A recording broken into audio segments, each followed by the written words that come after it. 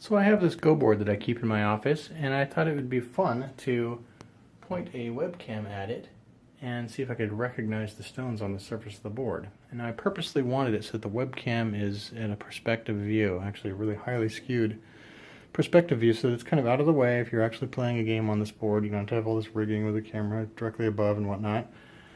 And so I bring it into this Psi framework, which is a project that we're working on at work for dealing with sensor streams. It's integrated with OpenCV, and so here is just a live view. You know, if I actually, you can see me doing it right here. If I move in front of the camera, it's updating live, but what's being overlaid here is this quadrangle to determine the corners of the board. It's computing a matrix between this quadrangle and a square. So you can see that as I drag this corner around, it's completely warping and distorting the image.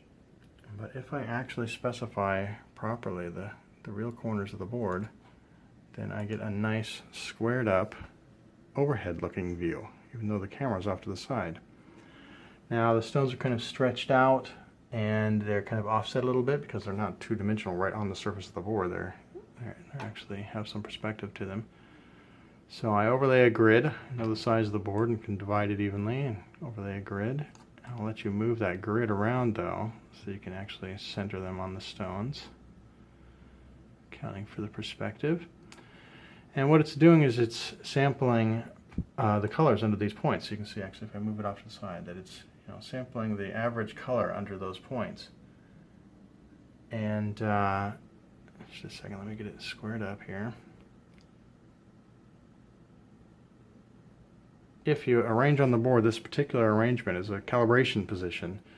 It's expecting a black in each of these corners and whites on each of these side star points. I can calibrate and voila, it detects those stones.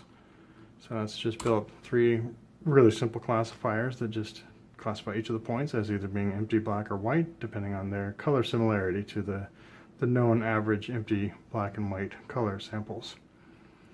And it works pretty well. So there you go, there's the board. And so then of course the idea is that you can just play out whatever you like. You know, there's an empty board now. If I move my hand in front of the board, then it completely freaks out and puts stones on there. You can see the shadows showing up as blacks and my hand itself is whites. But you know, if I filter out the noise, it should be pretty stable. Let's say we just play something out. I don't know what a good position would be. Whatever. Do something like that, and it shows up perfectly. So the idea would be then to take this and plug it into a Go engine and do like move analysis, generate moves so you can play against it, territory analysis and scoring, things like that. But it's just fun. So this is using Psi, which is a framework for taking in sensor streams that are time-stamped and doing time-based joins and things like that. Plugging into machine learning, plugging into computer vision. If you're inside Microsoft, you can actually look up this address and check it out. It's the Platform for Situated Interaction, or Psi for short. I keep that thing in my office. And it's pretty fun.